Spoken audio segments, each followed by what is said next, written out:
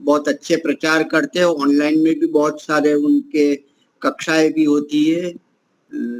अच्छे विद्वान है, बड़े पुराने हैं।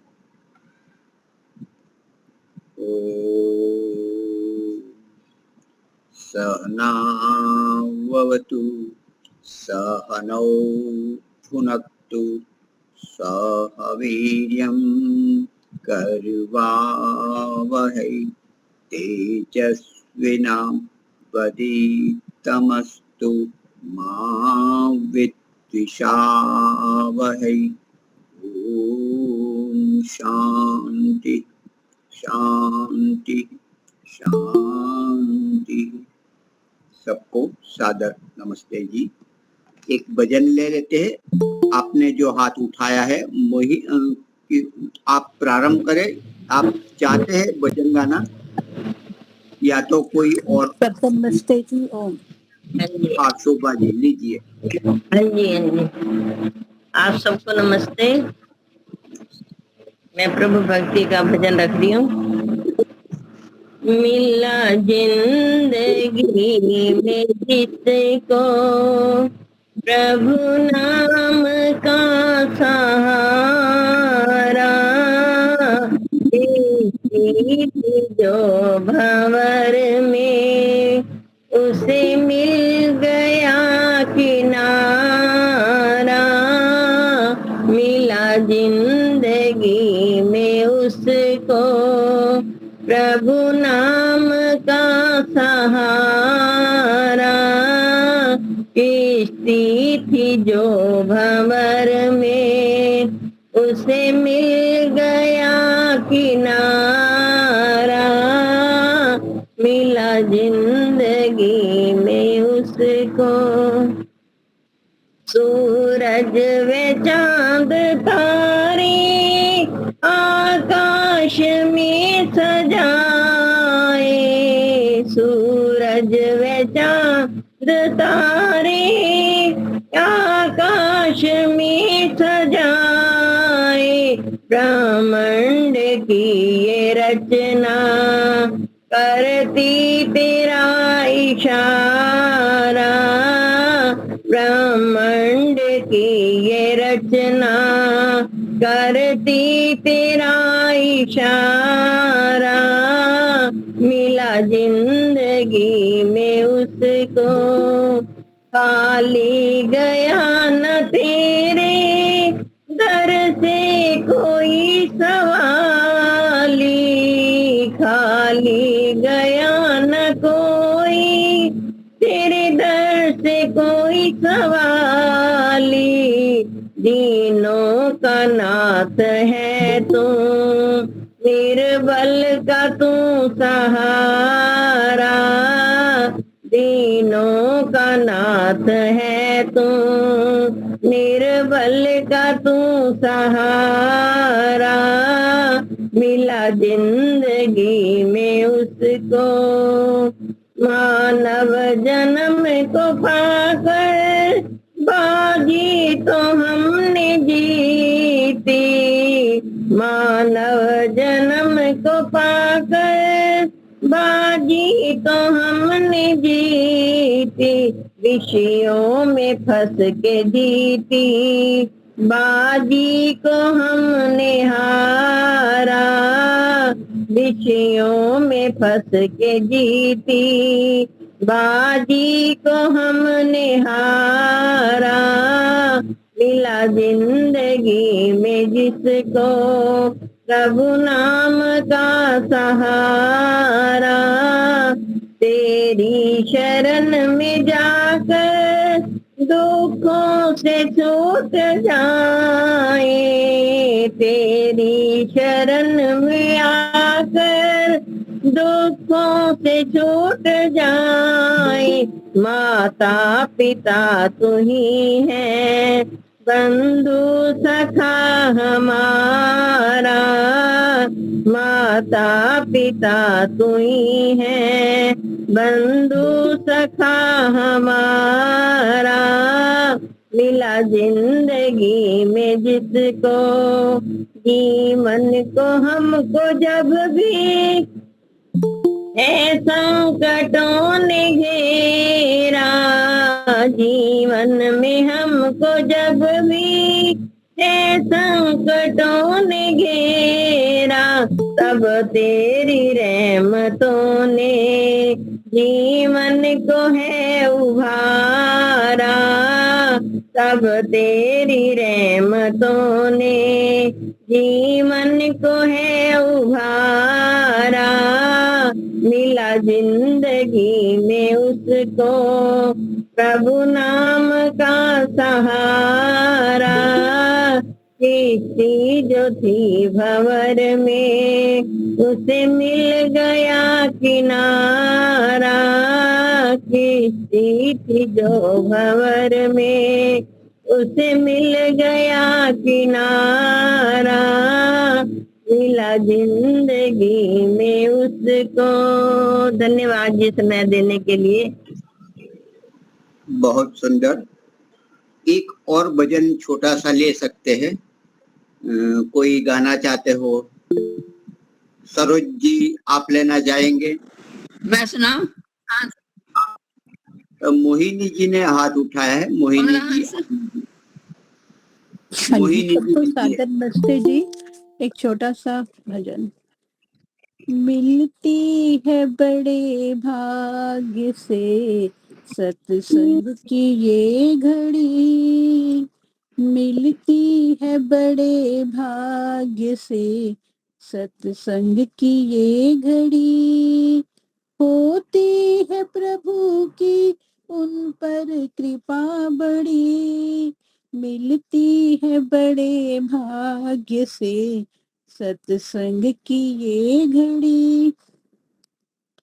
फिरता रहा जहां में खुशी की तलाश में, फिरता रहा जहां में खुशी की तलाश में, हर मोड़ पे ही सामने उलझन खड़ी मिली, होती है प्रभु की उन पर कृपा बड़ी, भूला रहा खुद को, भूला रहा खुद को प्रभु की तलाश में, उलझा रहा जहां के झूठे ख्याल में, पैरों में मोह माया की जंजीर थी पड़ी, मिलती है बड़े भाग्य से सत्संग की ये घड़ी, सत्संग में आके जाना जीवन के सार को, सत्संग में आके जाना जीवन के सार को, वरना तो ये जिंदगी वीरान थी पड़ी, मिलती है बड़े भाग्य से सत्संग की ये घड़ी, प्रभु की शरण में आके अनुभव का दर खुला, प्रभु की शरण में आके अनुभव का दर खुला, सफल हुई जिंदगी जब प्रभु की शरण मिली, सफल हुई जिंदगी जब प्रभु की शरण मिली, में होती है उन पे प्रभु की कृपा बड़ी, मिलती है बड़े भाग्य से सत्संग की ये घड़ी, मिलती है बड़े भाग्य से सत्संग की ये घड़ी, होती है प्रभु की उन पर कृपा बड़ी, मिलती है बड़े भाग्य से सत्संग की ये घड़ी। धन्यवाद जी समय देने का। बहुत सुंदर।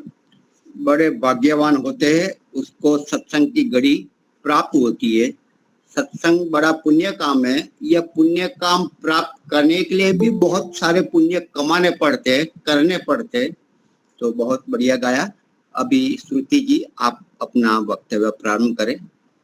हाँ जी, सभी आर्यजनों को सादर नमस्ते।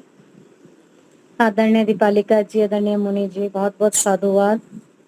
बहुत सुंदर कार्यक्रम, दोनों माताओं ने भजन बहुत सुंदर, हम सभी ने सुने उनके भजन, ईश्वर भक्ति के भजन। परमपिता परमात्मा की शरण में जो आ गया उसका जीवन वैसे ही तर जाता है। आइए थोड़े से विचार में यज्ञ के ऊपर कुछ सुनाना चाहती हूँ। विचार सरल से विचार हैं मुनि जी, बहुत सरल से।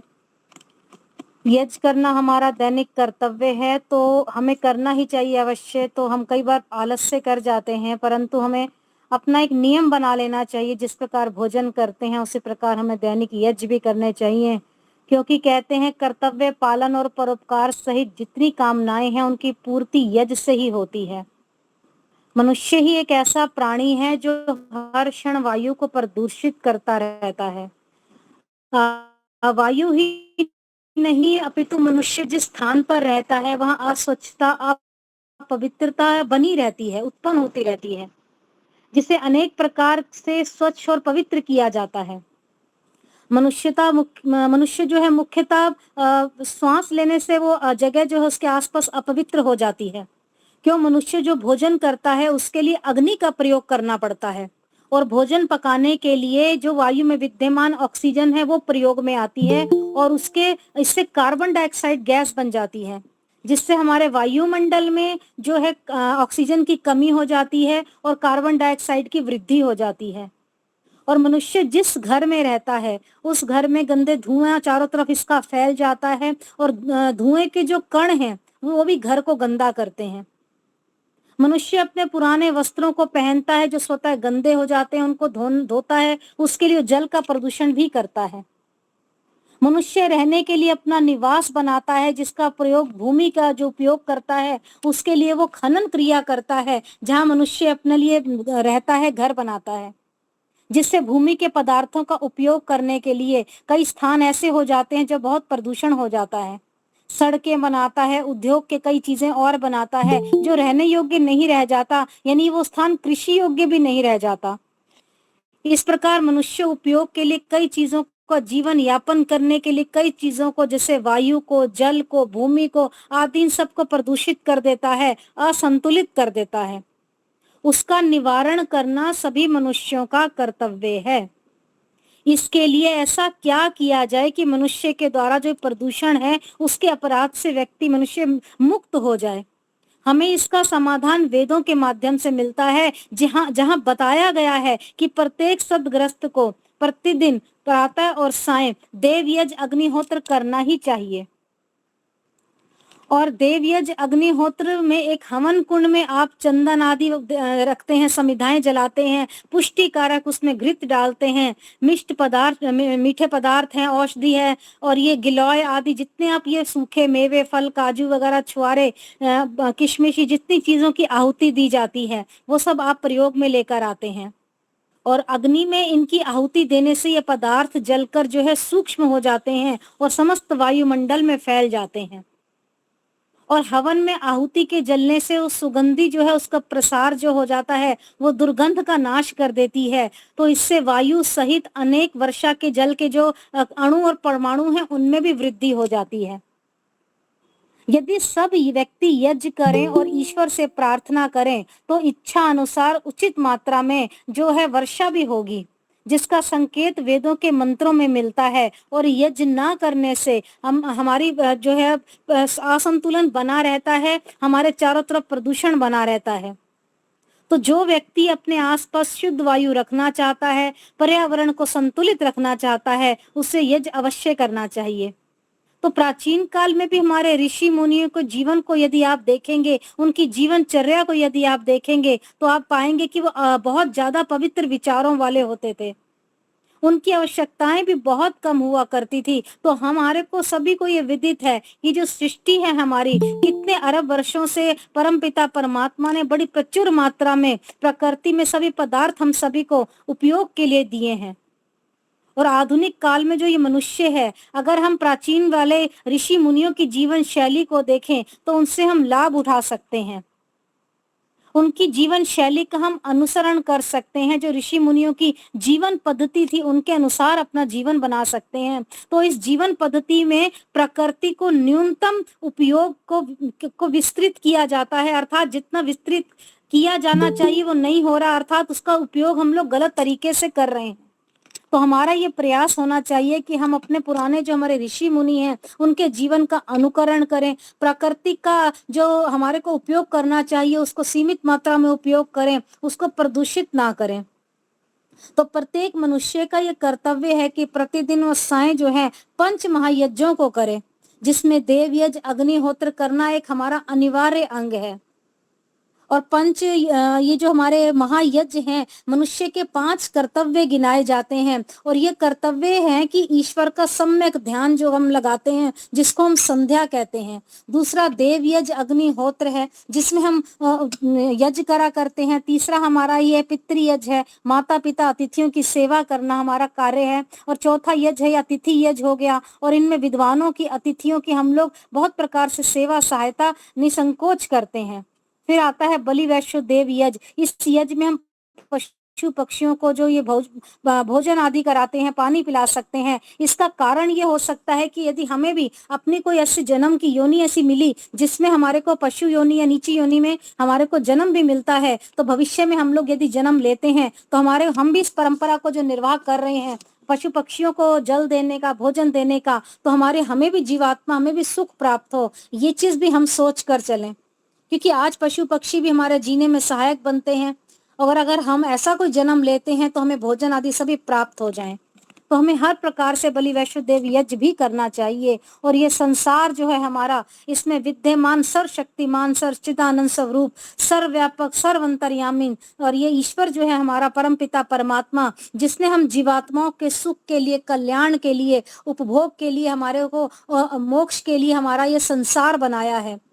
हम लोग जो जीवात्मा हैं, जो हमें सुख आज मिल रहा है, जो हमें अतीत में मिला है, जो भविष्य में मिलेगा, उन सब का आधार जो है, उसका मुख्य कारण जो है परम पिता परमात्मा का ये बनाया जगत है, और उसका बनाया ये कर्मफल सिद्धांत भी है।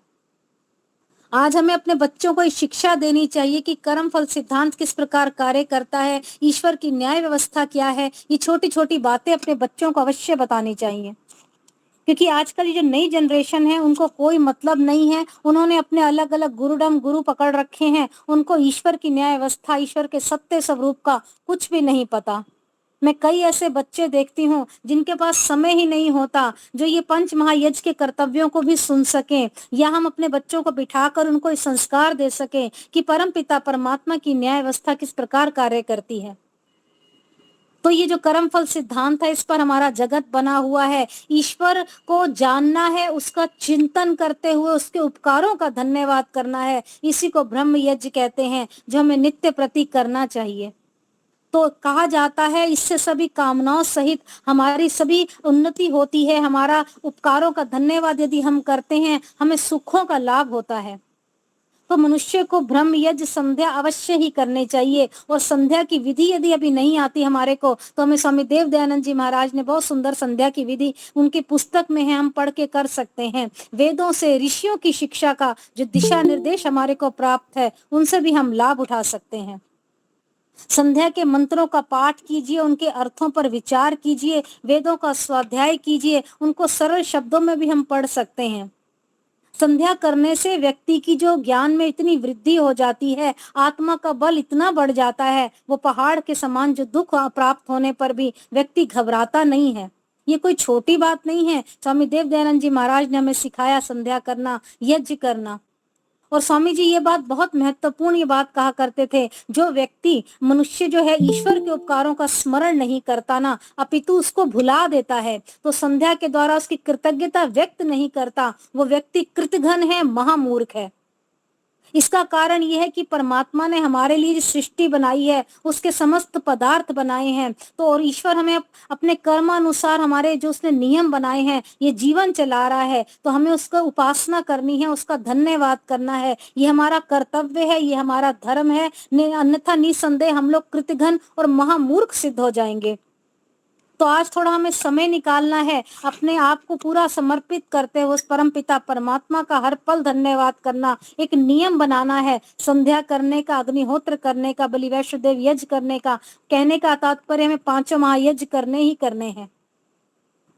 पंच महायज्ञ में जो दूसरे स्थान पर अग्निहोत्र है, वेदों में अग्निहोत्र करने की प्रेरणा हमें मिलती है, आज्ञा दी गई है, हमें शिक्षा दी गई है, तो हम उस शिक्षा का क्यों ना लाभ उठाएं। ईश्वर की आज्ञा का पालन करना सभी मनुष्यों का परम कर्तव्य है, और यज्ञ करने से मनुष्य के कर्तव्यों का पालन होता है। यानी पृथ्वी, जल, वायु, जो पर्यावरण में जो प्रदूषण बनता है वो सब दूर हो जाते हैं। मनुष्य के जो हमारे जीवन में रोग आ जाते हैं वो भी हमारे दूर हो जाते हैं। जो ये यज्ञ करता होता है उसके जीवन में सुख और शांति आ जाती है, व्यक्ति का यश बढ़ जाता है, उसका उत्तम जन्म हो जाता है और पर जन्म भी सुधरता है, वो बनता है पर जन्म भी अच्छा।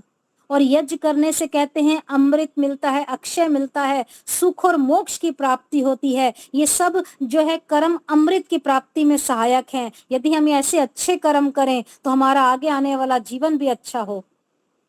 और यज्ञ ना करने से सुखों से, अमृतों से हम दूर हो जाते हैं, जिसकी प्राप्ति के लिए हम भटकते रहते हैं। और यज्ञ करने में जो वेद मंत्र का पाठ होता है और वेद मंत्र का स्वाध्याय करने की जो प्रेरणा है, हमें उससे क्या है, प्रेरणा ऐसी मिलती है और वेदों की रक्षा भी होती है। आप अवश्य स्वाध्याय कीजिए, अवश्य यज्ञ कीजिए। और यज्ञ करने वाला मनुष्य कभी निर्धन नहीं होता।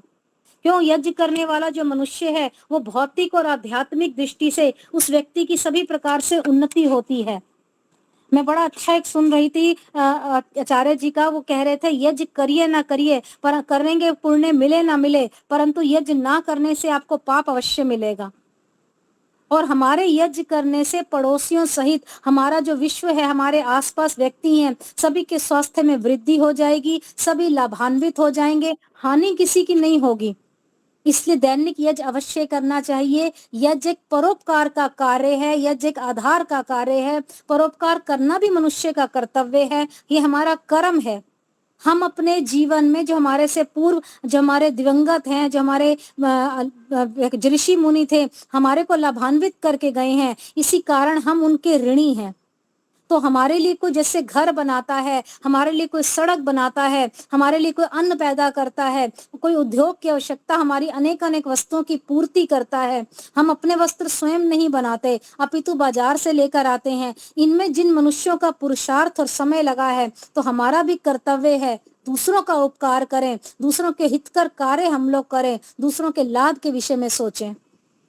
अतः यज्ञ करने से परोपकार भी होता है और हर मंत्र में हम ईश्वर से कुछ ना कुछ कामना करते हैं। क्यों? क्योंकि ईश्वर सभी कामनाओं को पूरा करने वाला होता है। यदि हम शुद्ध विचारों से, सात्विक विचारों से ईश्वर से प्रार्थना करें और उसके अनुरूप हम पुरुषार्थ भी करें, तो वही हमारी कामना सफल होगी। सभी कामनाओं की सिद्धि और पूर्ति के लिए हम अपने यज्ञ को महत्वपूर्ण बनाने का प्रयास करें। इसलिए कहा जाता है सभी गृहस्थ का एक कर्तव्य है, सभी व्यक्तियों का ये परम कर्तव्य है कि वो देव यज्ञ अग्निहोत्र को अपने जीवन का अभिन्न हिस्सा बनाएं, जिससे देश, वातावरण, समाज तथा सभी मनुष्य सभी मिलकर लाभान्वित हो सकें। तो हम क्यों ना इस चीज का लाभ उठाएं, हम दैनिक यज्ञ अवश्य करें। और आप सब विद्वत जन यहाँ बैठे हैं, सभी यज्ञ अवश्य करते होंगे, संध्या अवश्य करते होंगे। परमपिता परमात्मा से प्रार्थना करती हूँ, परमात्मा आपका जीवन सुखदायी बनाए, मंगलकारी बनाए। तो 2 पंक्तियां कहकर अपनी वाणी को विराम दूंगी, समय भी तेजी से दौड़ रहा है। हम लोग उस परमपिता परमात्मा का धन्यवाद करने के लिए यज्ञ करते हैं। तो 2 पंक्तियां यज्ञ के लिए। यज्ञ सफल हो जाए भगवन, यज्ञ सफल हो जाए, यज्ञ सफल हो जाए भगवन, यज्ञ सफल हो जाए। श्रद्धा से है यज्ञ कराया, वेदों के मंत्रों को भी गाया, पवन शुद्ध हो जाए भगवन, पवन शुद्ध हो जाए, यज्ञ सफल हो जाए मेरा, यज्ञ सफल हो जाए। घृत सामग्री शुद्ध चढ़ाया, मेवा चंदन मिष्ट मिलाया, रोग दोष मिट जाए भगवन, रोग दोष मिट जाए, यज्ञ सफल हो जाए मेरा, यज्ञ सफल हो जाए। यज्ञ सुगंधी जहाँ भी जाए, यज्ञ सुगंधी जहाँ भी जाए, जीव मात्र को सुख पहुँचावे, जीव मात्र को सुख पहुँचावे, सबके मन को भावे, यज्ञ सफल हो जाए, यज्ञ सफल हो जाए मेरा, यज्ञ सफल हो जाए।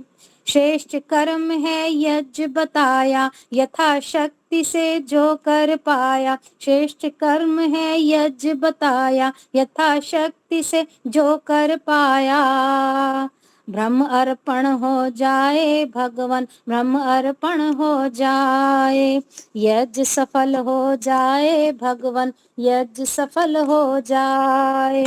काम क्रोध का रोग मिटा दो, भक्ति भाव का कोश चढ़ा दो, काम क्रोध का रोग मिटा दो, भक्ति भाव का कोश चढ़ा दो, यज्ञ योग बन जाए भगवन, यज्ञ योग बन जाए, यज्ञ सफल हो जाए भगवन, यज्ञ सफल हो जाए, यज्ञ सफल हो जाए भगवन, यज्ञ सफल हो जाए। बहुत बहुत धन्यवाद। बहुत ही सुंदर आपने पंच महायज्ञ और उसमें संध्या और यज्ञ के विषय में जो नित्य कर्म है, अनिवार्य कर्म है, नहीं करेंगे तो पाप लगेगा और करने से बड़ा परोपकार श्रेष्ठ कार्य है, कर्तव्य कर्म है, हमें करना चाहिए। इस बात को आपने बड़ी अच्छी तरह से किया। अभी हमारे दूसरा वक्ता लीला बहन जी है, उनको आमंत्रित करता हूँ। लीला बहन जी गायत्री मंत्र से हम ईश्वर की स्तुति प्रार्थना उपासना करेंगे। ओम भूर्भुवः स्वः तत्सवितुर्वरेण्यं भर्गो देवस्य धीमहि धियो यो नः प्रचोदयात्। सबका रक्षक, जगत के सब जीवों का आधार, जो प्राणों से भी प्रिय और स्वयंभू है, जिसके संसर्ग मात्र से संसार के सारे प्राणी सभी क्लेश और दुखों से मुक्त हो जाते हैं, जो नानाविध जगत में सर्वत्र व्यापक होकर सबका पालन और पोषण करता है, सकल जगत का उत्पादक, सब ऐश्वर्य का दाता, जिसकी प्राप्ति में सभी की सब आशाएं एवं अभिलाषाओं की पूर्ति है, उस पवित्र परमात्मा के पवित्र तेज को हम अपने हृदय में धारण करते हैं। वो परमात्मा हमारी बुद्धियों को निकृष्ट मार्ग से निवृत्त करके उत्कृष्ट मार्ग की ओर प्रेरित करे। आदरणीय मुनि जी, संचालिका बेन दीपालिका जी, आर्य सज्जनों, धर्म प्रेमी माताएं, यज्ञ के ऊपर सुंदर चर्चा हम सुन रहे थे। महर्षि मनु जी ने भी कहा है मनुस्मृति में कि जो संसार सुख और मोक्ष सुख की कामना करता है तो उसे ब्रह्म यज्ञ अवश्य करना ही चाहिए। और ये भी बताया है कि जो ब्रह्म यज्ञ नहीं करता वो महामूर्ख का है। महामूर्ख आने के जो ब्रह्म ही एक ऐसा डर है, एक ऐसी दुकान है कि जहां पर हम जाएंगे तो हर चीज हमें मुफ्त में मिलेगी। संसार की कोई दुकान हमें ऐसी देखने में नहीं मिलती कि जहां कोई चीज हमें मुफ्त में मिले। तो परम पिता परमात्मा का डर ऐसा डर है कि जहां जाने से हमें कोई संकोच नहीं होता, कोई शर्म नहीं होती। उनके दर पर हम कुछ भी अपनी व्यथा रजू कर सकते हैं, अपनी कामना रजू कर सकते हैं। तो ये यदि हमें हर समय उपलब्ध है, हर काल में उपलब्ध है, हर स्थान में उपलब्ध है, तो हम यदि उसका लाभ ना उठाए तो मूर्खता, नहीं तो और क्या। और देव यज्ञ वो भी शारीरिक मानसिक शुद्धता के लिए देव यज्ञ भी बहुत ही जरूरी है, क्योंकि आज जो ग्लोबल वार्मिंग आदि से पोल्यूशन बढ़ रहा है, संसार में वो भयावह स्थिति बन रही है कि आने वाले समय के अंदर पृथ्वी पर रहना है तो पर्यावरण को शुद्ध करना बहुत ही आवश्यक है।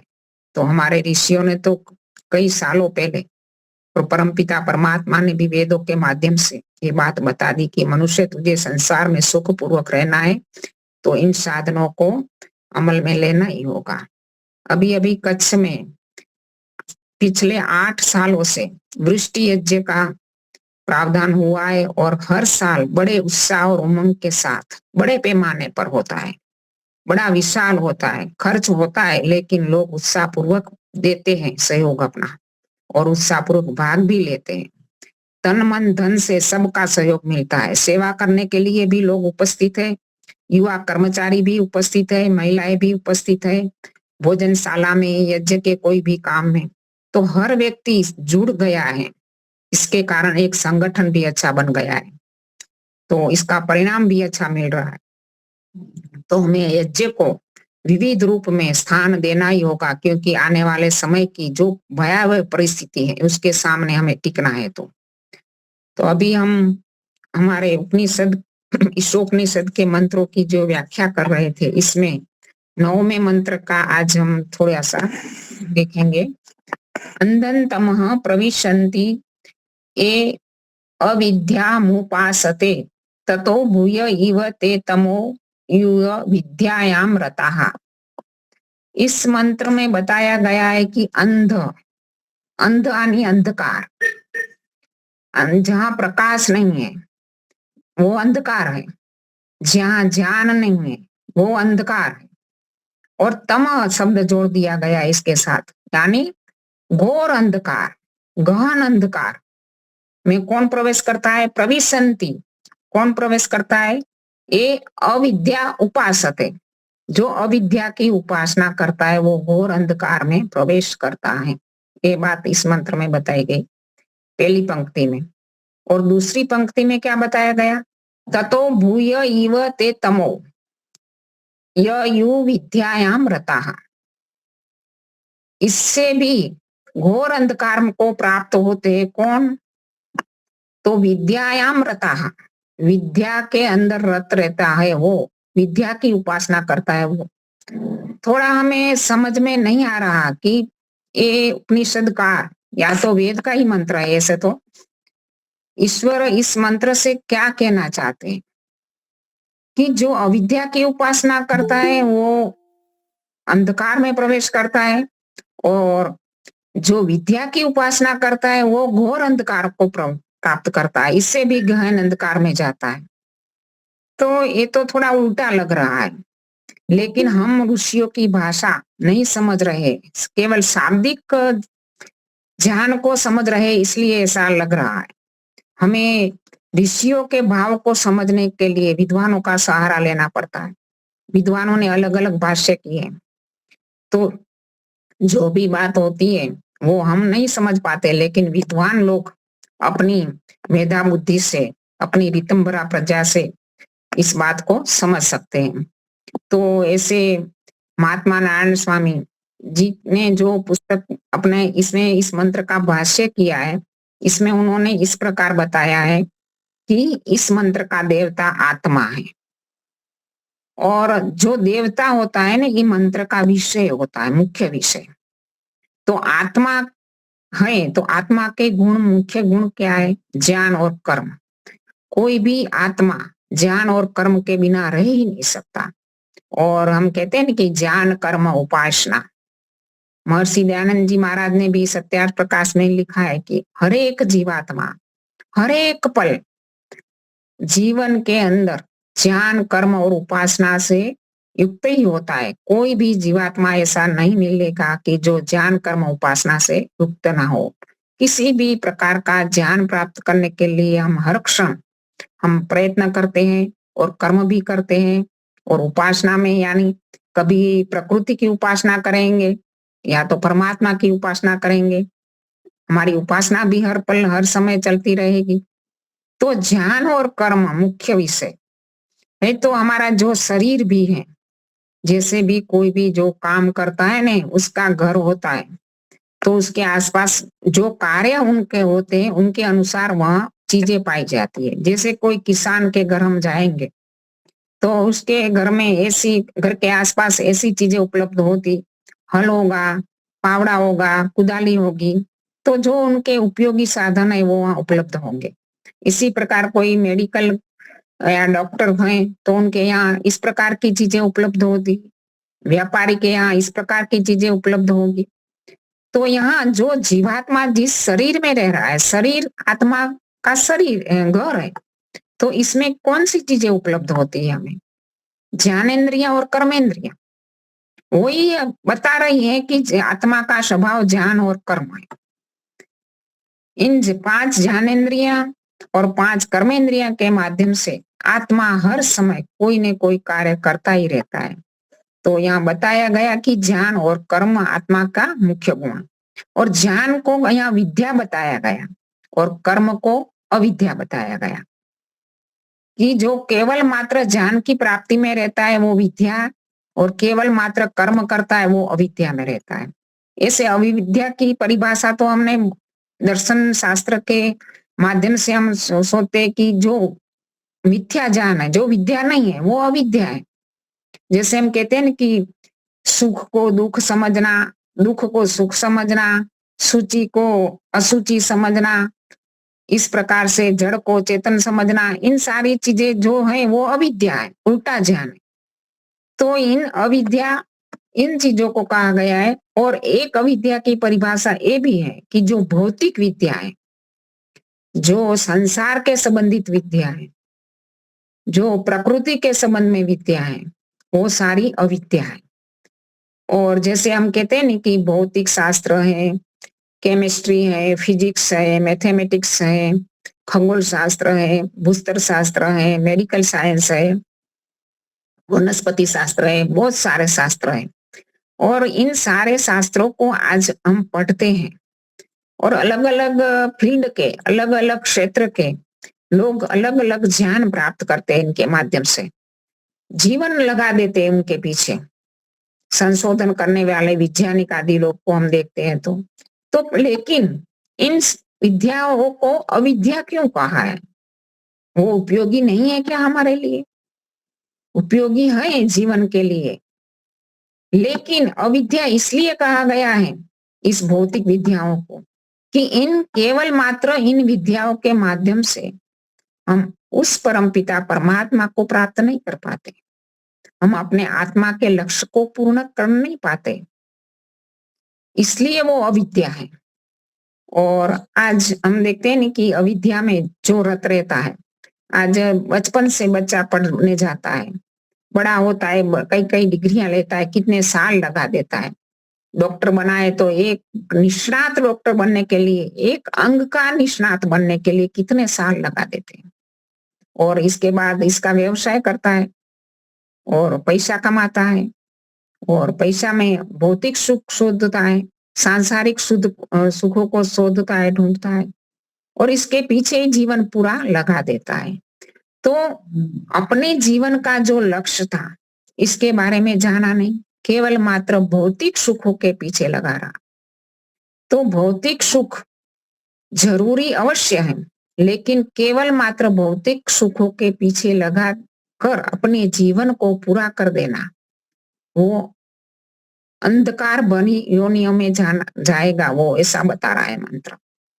आगे के जीवन के अंदर जो इस जीवन में क्या लक्ष्य था कि आत्मा की उन्नति करना, आत्मा जन्मों जन्मांतर की यात्रा से आ रहा है, उसमें वो कई प्रकार के संस्कार, कुसंस्कार, दुर्गुण, दुर्व्यसन भरे पड़े, उसको हटाकर अच्छे गुणों को स्थापित करना, अपनी आत्मा की उच्च अवस्था प्राप्त करना, ये लक्ष्य एक और रह जाता है। और केवल मात्र सांसारिक सुखों के पीछे जब हम लग जाते हैं तो हम अविद्या कहा गया है। और इस केवल मात्र अविद्या की उपासना करने वाला व्यक्ति तो अंधकार में जाएगा।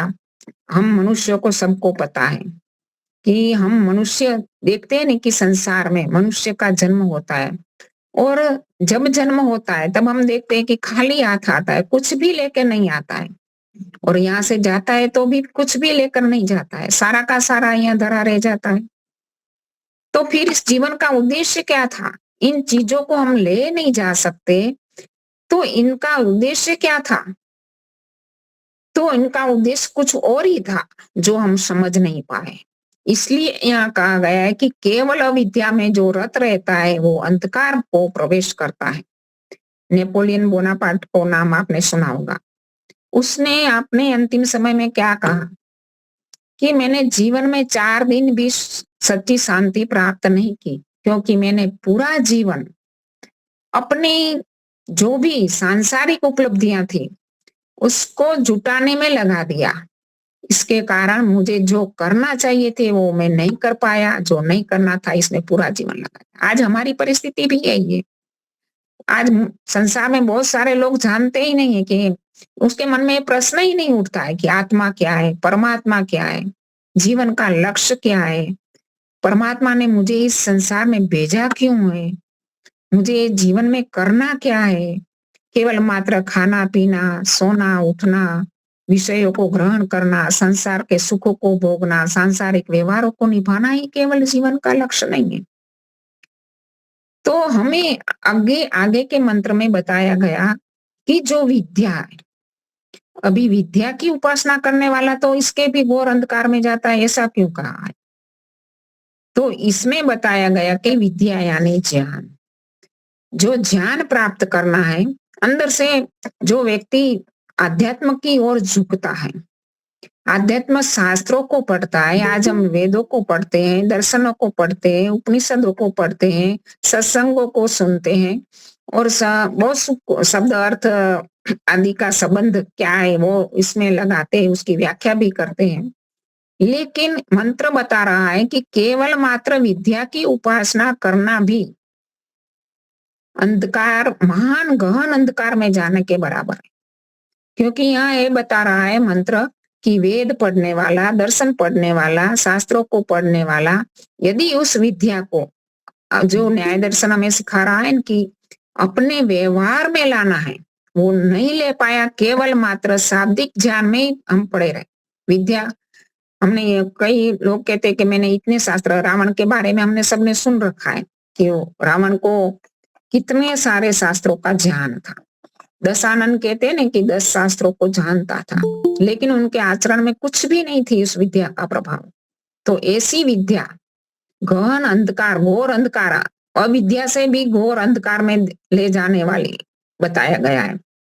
हम सब जानते हैं कि आध्यात्मिक विद्या जब हम प्राप्त करते हैं तो हमें बहुत सारा ज्ञान प्राप्त होता है कि यम क्या है, नियम क्या है, सदाचार क्या है, हमें जीवन में करना क्या है, अहंकार क्या है, काम क्या है, क्रोध क्या है, लोभ क्या है, उनको दूर कैसे किया जाए, इन सारी विद्याओं को हम जानते हैं। लेकिन यदि जीवन में हमने उनका अमल नहीं किया तो हम अविद्या वाले, जो भौतिक विद्या जानने वाले अविद्या वाले लोग हैं, उनसे भी गहन अंधकार में जाएंगे, ऐसा बताया गया। क्यों? क्योंकि जो जानता नहीं है, एक व्यक्ति जानता नहीं है कि बचपन से कोई जंगल में रहने वाला है, माता पिता ने मांस आदि का आहार दिया और मांस आदि का आहार वो बचपन से खाता आया, उनको पता ही नहीं कि मांस नहीं खाना चाहिए, वो मांस खाना पाप है, ये समझा ही नहीं, तो अभी मांस खा रहा है। और हम भी यदि जानने के बाद, विद्या को प्राप्त करने के बाद भी ये व्यवहार करेंगे कि दुर्व्यसनों को अपनाएंगे, सदाचार नहीं करेंगे, दुराचार करेंगे, दुर्गुणों को अपनाएंगे, तो हम ज्यादा दंड के भागी बनेंगे। ये मंत्र ये बता रहा है कि यदि आपने विद्या प्राप्त की और उस विद्या को अपने जीवन में क्रियान्वित नहीं किया, तत्व ज्ञान में नहीं बदला, तो आप इससे भी महान अपराधी हैं, गुनहगार हैं। हमें प्रतिदिन अभी यज्ञों के बारे में बताया गया कि हमें पंचमहायज्ञ अवश्य करने चाहिए। हमारे पास ये ज्ञान है, कितनी बार सुना है, लेकिन यदि हमारे जीवन में वो क्रियान्वित नहीं किया तो हम अपराधी हैं, हम इससे भी दंड के भागी बनेंगे, गुनहगार बनेंगे। तो हमें विद्या को प्राप्त करना है और इसी विद्या को अपने अंदर भी ले जाना है, तो ही हम इसको सही रूप में उसका हमें लाभ मिलेगा। तो मंत्र यही बता रहा है कि हमें अहं विद्या प्राप्ति के माध्यम से ही हम अपने काम क्रोध लोभ आदि को जीत पाते हैं, क्रियान्वित करते हैं, कई प्रकार के ज्ञान हम प्राप्त कर पाते हैं। कि जैसे कहा गया है कि अहंकार नहीं करना चाहिए, अहंकार ही सबका मूल है, काम क्रोध लोभ मोह अहंकार की जनन, अहंकार उसकी जननी है, उसका मूल है। तो हमें अहंकार को दूर करना है। तो कोई भी कार्य जब हम काम कर्म करने वाला व्यक्ति आज कहेंगे कि एक बात वो भी प्रश्न उठाएगा कि जो अविद्या को प्राप्त करता है, लेकिन वो व्यक्ति यदि अच्छे कर्म करता है, मान लो कि उसने शास्त्र नहीं पढ़े, लेकिन उनका स्वभाव ऐसा है कि वो अच्छे कर्म करेगा, परोपकार करेगा, धर्म का काम करेगा, दूसरों को सहायता करेगा, तो उसका फल तो उसको मिलना चाहिए। ऐसा हो सकता है, क्यों नहीं हो सकता? ऐसा हो सकता है, लेकिन ऐसा क्यों, इसमें क्या कमी रह पाएगी जाएगी यदि वो विद्या को नहीं जानेगा? तो उसमें कमी ये रह जाएगी कि जो भी परोपकार के काम करेंगे, धर्म के काम करेंगे, उसमें क्या होता है, अनुकूलेषु राग प्रतिकूलेषु द्वेष।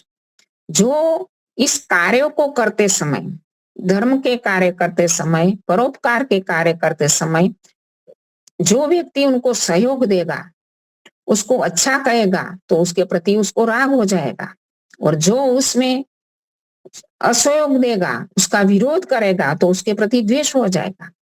विद्या नहीं है तो हमारे अंदर राग और द्वेष हम दूर कर ही नहीं सकते। इसलिए विद्या तो प्राप्त करनी है। अविद्या के जो भौतिक संसाधन है वो भी जरूरी है, क्योंकि विद्या में रहेंगे लेकिन उसको भी नहीं जानेंगे तो क्या है, आज हमारा शरीर और आत्मा दोनों है।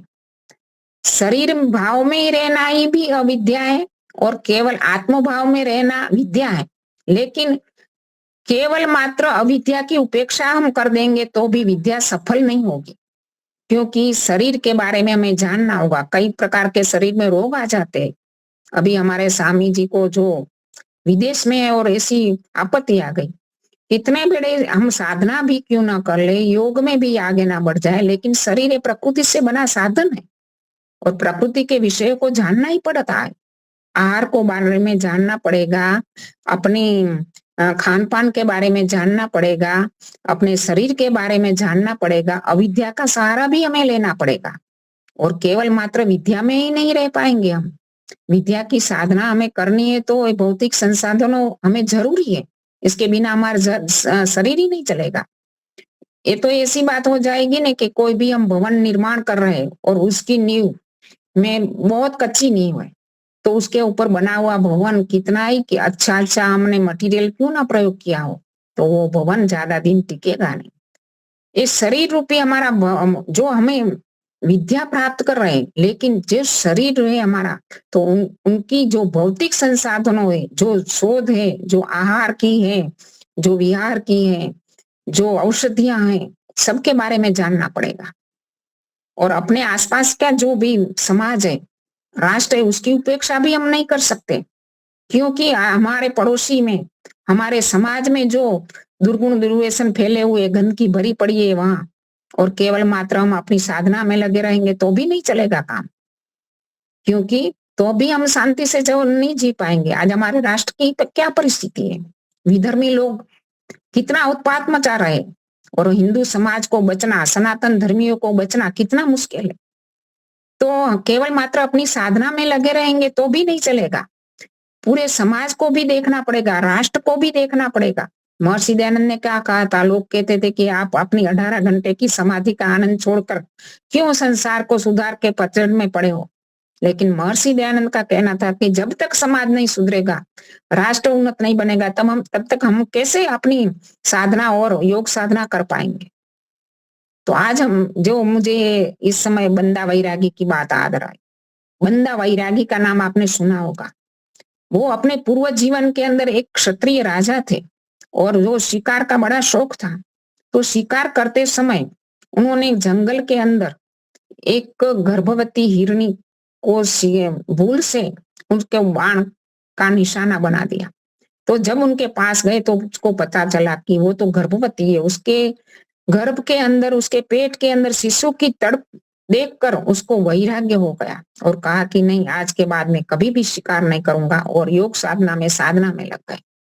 दूसरी ओर गुरु गोविंद सिंह ने देखा उनके दोनों बच्चों को दीवार में चुना गया और विधर्मी लोग, मुगल बादशाह इतना उत्पात कर रहे थे कि उनके सामने हिंदुओं को टिकना, क्योंकि राजाओं के ऐशारा में भरी जिंदगी थी और फुटपाथ बहुत थी अंदरों अंदर की, इसलिए तो वो इनका सामना नहीं कर पाए थे। तो गुरु गोविंद सिंह जो एक सिख गुरु थे, उनके अंदर उनका खून तप गया और उसको लगा कि मेरी उम्र तो वृद्धावस्था के आसपास आ जा रही है, लेकिन मेरे पीछे इस संसार को राष्ट्र को जगाने की डोर किसके हाथ में मैं सौंप के जाऊं। तो उनके मन में वो उनका जो बंदा वैरागी थे, उनका पूर्व जीवन का नाम लक्ष्मण दास था। तो लक्ष्मण दास एक क्षत्रिय कुमार था, लेकिन वो बड़ा ही वीर था, बड़ा ही पराक्रमी था। वो अभी कहाँ है? तो उन्होंने पता लगाया कि उन्होंने तो एक आश्रम में साधना कर रहे, गहन साधना में, और उनके कई शिष्य भी हैं।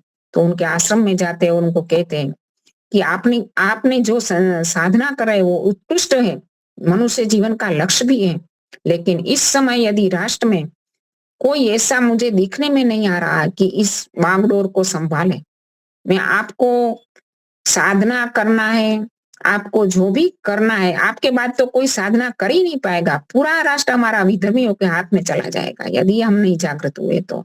उसी समय उन्होंने अपना नाम बंदा वैरागी कर दिया और कहा कि उनकी जो तलवार थी, गुरु गोविंद सिंह ने उसकी तलवार दी उनको, अपने हाथ में तलवार लेकर शपथ ली कि नहीं, आज के बाद में राष्ट्र रक्षा का काम है।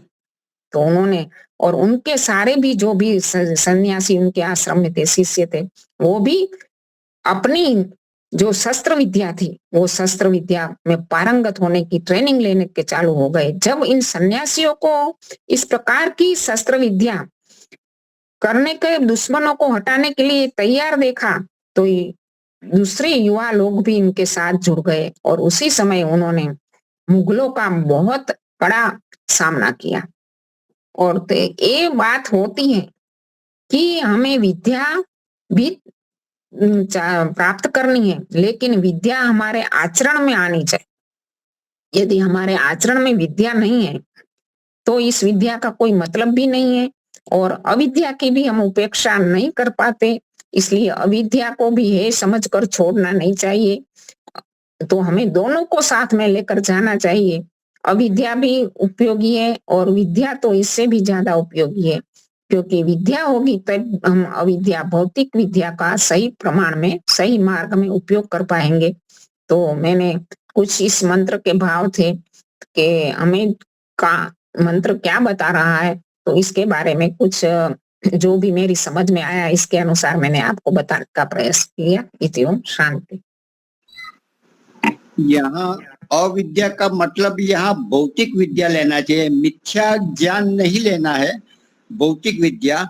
और हाँ, दूसरा ये भी है कि केवल हम कर्म ही करते रहे या तो ज्ञान ही लेते रहे, कुछ जीवन में न उतरे, तो तीनों का बैलेंस, शुद्ध कर्म, शुद्ध ज्ञान, शुद्ध उपासना तीनों हो, हम अपना धर्म का, कर्तव्य का पालन करें, देश को भी देखे, अपने सोसाइटी को देखे, खुद को देखे, ये सारे कार्य करते हुए हम आगे बढ़े। तो इस प्रकार का, इस ऐसे देखे तो केवल ब्रह्म को जानना, ब्रह्म विद्या ही विद्या है, बाकी सब अविद्या है। अविद्या का मतलब मिथ्या ज्ञान नहीं लेना है, यहाँ भौतिक विद्या लेनी है, तो वो भी हमारे लिए उपयोगी होता है, लेकिन मुख्य लक्ष्य ईश्वर प्राप्ति, ब्रह्म विद्या होनी चाहिए। धन्यवाद, बहुत बढ़िया आपने बताया। तो समय भी हो चुका है, तो शांति पाठ करते हैं। कल शनिवार है, तो अपने पंडित नागेश जी, उनका वक्तव्य रहेगा।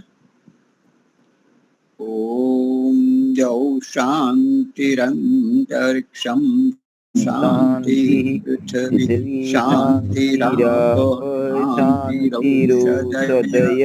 शांति वनस्पतयः शांतिर्विश्वे देवा शांतिर्ब्रह्म शांति सर्वं शांति शांतिरेव शांति सामा शांतिरेधि।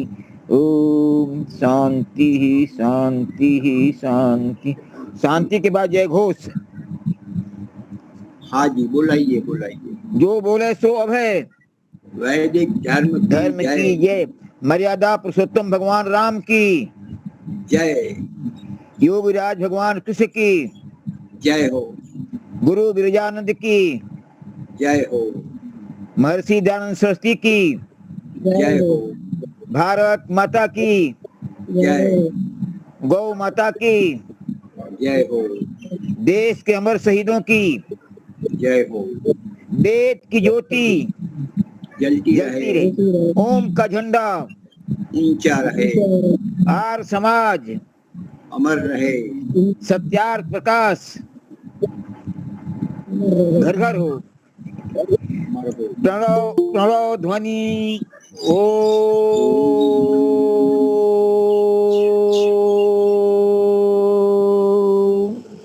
वैदिक अभिवादन सबको सादर नमस्ते। नमस्ते जी। ये जय घोष मुनि जी रोज होना चाहिए।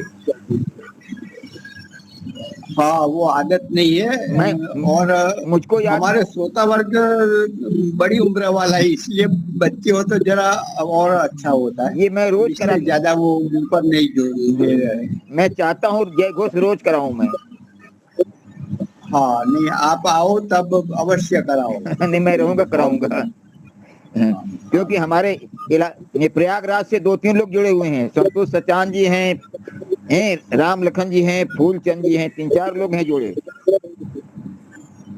ठीक है जी, बहुत बढ़िया। अच्छा, नमस्ते।